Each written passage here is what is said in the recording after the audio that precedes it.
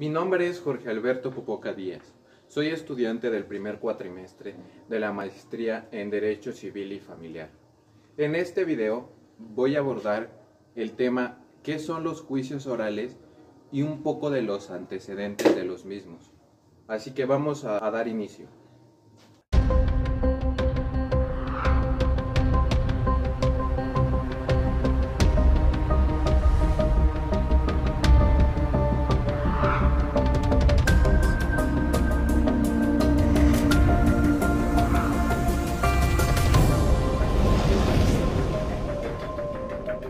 Con esta nueva reforma, pasamos de un sistema de interminables documentos, expedientes y escritos a un proceso de juicios orales, públicos y más transparente.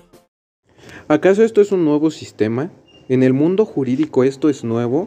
Definitivamente que no. Basta solo una ojeada a las páginas de la historia para corroborar que la debida impartición de justicia se da desde la antigua Grecia y Roma, a través del sistema acusatorio, el cual establecía la separación de los órganos que participaban en los procesos judiciales. De esta manera, el acusador era diferente al que juzgaba, y el defensor del imputado era una persona que solo tenía la obligación de velar por los intereses jurídicos de su defendido. El procedimiento se divide en 3 etapas: la etapa de investigación, la etapa intermedia y la etapa de juicio oral. La etapa de investigación busca recabar pruebas que no tienen validez alguna o a menos que produzcan una contradicción durante el juicio, sino que reafirman los argumentos que presenta la parte. El paso intermedio o la etapa intermedia es una depuración de pruebas por causas de dilatación, ilicitación y cuando ha lugar a la acusación por parte del Ministerio Público. Y la siguiente etapa, donde entra el juicio oral, estableciendo los hechos, las pruebas obtenidas durante la etapa de investigación y la sentencia final, representando también interrogatorios y contrainterrogatorios, una vez cada uno por juicio oral pudiendo ser replicado y duplicado. Finalmente, la individualización de la pena, haciendo ejercer la sentencia dictada en la conclusión del juicio. Entonces, los juicios orales son audiencias de debate que tienen como objetivo esclarecer los hechos mediante la presentación de pruebas obtenidas durante la etapa de investigación e interrogando a las partes involucradas, quienes podrán exponer razones y alegatos a favor y en contra de sus respectivas posiciones, a fin de que aparezcan los elementos y permiten al juez emitir una sentencia. Lo que sí que debe de quedar claro y remarcado es que los juicios orales en México no son nuevos. La oralidad en el proceso judicial ha estado presente en algunas legislaciones, tanto en el siglo XIX como en el siglo XX. Existieron normas que regularon tal procedimiento en el derecho colonial, principalmente en la cultura azteca. Dentro de su muy elaborado sistema judicial, predominó lo que es la oralidad. Al juzgar, se ven involucrados 3 figuras, lo que es el juez de garantía o de control, el juez de tribunal o de juicio oral y el juez de ejecución de las penas. Así, los juicios orales son la última fase que debe de cerrar el proceso de la administración de justicia.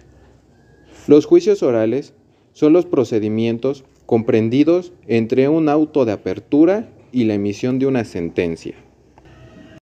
El juicio oral requiere un nuevo profesionista del derecho, el cual debe de abandonar viejos paradigmas, pues ahora se precisa una formación académica distinta, que proporcione un panorama acorde al sistema penal acusatorio y oral, por lo que los estudiantes de la Escuela de Derecho deben conocer el sistema acusatorio y oral, así como las diferentes etapas del proceso, la etapa preliminar o de investigación, la etapa intermedia o de preparación a juicio oral y la etapa de juicio oral propiamente dicha, cuyo conocimiento es indispensable para su formación en el nuevo paradigma jurídico adversarial y oral. Para el desarrollo del juicio oral, tenemos que tener en cuenta su fundamento constitucional. Se establece en el artículo 20, que dice: el proceso penal será acusatorio y oral, y se regirá por los principios de publicidad, contradicción, concentración, continuidad e inmediación. Son ahora los principios que rigen el procedimiento en el citado orden jurídico, en el que se observarán los principios de publicidad, concentración, contradicción, continuidad e inmediación. Un cambio total de paradigma, puesto que ahora el proceso deja de ser secreto para ser público y así dar confianza a las partes y a la sociedad. Asimismo, una lista de los principios sobre los que establece los juicios orales en México son la oralidad, la publicidad, la inmediación, la contradicción, la continuidad y concentración. Ahora abordaremos cada una de estos para que queden mucho más claros. El principio de oralidad, tal como se desprende de la misma palabra. La oralidad es el principio más característico del proceso de los juicios orales.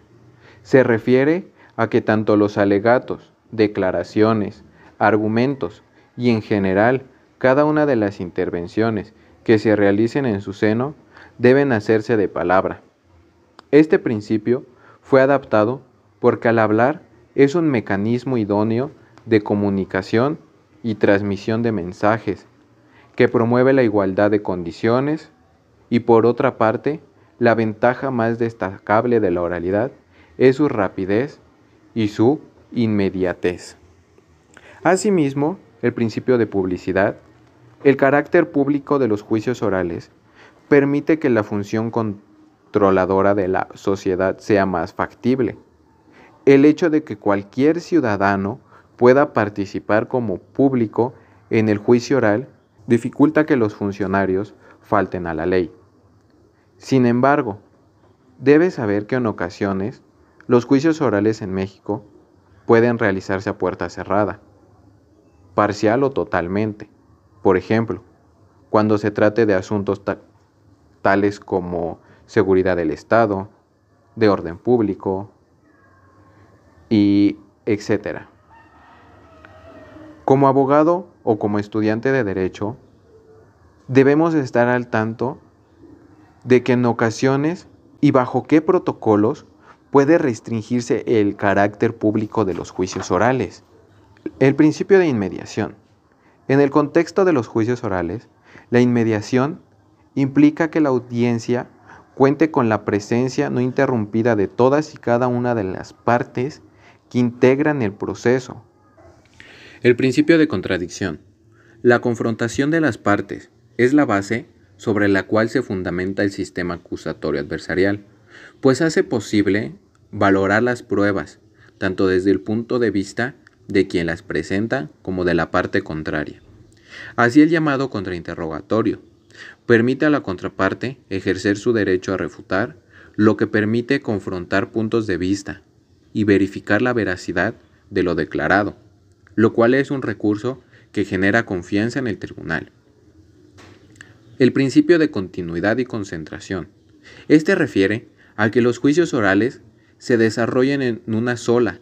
Es un principio que permite que la temporalidad entre el desahogo de las pruebas, los alegatos, las deliberaciones de los jueces y la emisión de la sentencia tengan un carácter fresco. Es que quienes participan en un juicio oral sepan exigir esta condición, conociendo que también el Código Procesal Civil regula tal continuidad. En el sistema acusatorio está basado en el siguiente principio. El principio acusatorio, que establece que todo juicio debe comenzar en una acusación para poder comenzar las investigaciones. Principio de igualdad de armas, donde ambas partes, ataque y defensa, deben contar con las mismas posibilidades de ejercer sus derechos. Totalmente, el juez velante por ello. Para esto se requiere que ambas partes, ataque y defensa, estén presentes. El principio de contradicción, derecho de ambas partes de refutar argumentos, de la oposición con pruebas, hasta que la contradicción entre las pruebas indique la calidad probatoria de la parte que lo sufrió. El principio de inviolabilidad del derecho de defensa. Dictado imposible la carencia de defensa por parte del acusado en algún estado del proceso. El principio de presunción de inocencia, que indica que ninguna persona es culpable hasta que se demuestre lo contrario, y se aplica una sentencia condenatoria subsecuente limitando a casos excepcionales en el uso de prisión preventiva. El principio de publicidad de juicio, donde todo juzgamiento debe ser realizado públicamente, fomentando la transparencia y conocimiento de las razones y procesos a partir de la acusación. El principio de oralidad, dictada cualquier petición, argumento, prueba, objeción, etc., siendo de manera hablada, como en el registro. Es importante mencionar que en este tipo de juicios se consideran los mensajes enviados con el lenguaje corporal, las variaciones de voz, los movimientos de rostro, etc. El principio de inmediación. Siento que el juez que haga efectiva la sentencia ha tenido contacto con todos los aspectos expuestos por ambas partes para poder realizar la decisión. Se debe considerar que es una audiencia en donde el juez conocerá por primera vez los hechos, lo que dota de imparcialidad al juicio. Principio de identidad de persona. Indica que ni el acusado ni el juzgador pueden ser reemplazados o ausentes en alguno de los procesos, desde el inicio hasta la conclusión, con excepción del juez de control, quien está a cargo de la etapa de investigación. El principio de unidad y concentración, unificando todas las sesiones de una acusación en un solo caso, para darle continuidad. De hecho, no puede haber interrupciones entre la vista del acusante o debate. El principio de unidad y concentración, unificando todas las sesiones de una acusación en un solo caso para darle continuidad. De hecho, no puede haber interrupción entre la vista de la causa o debate.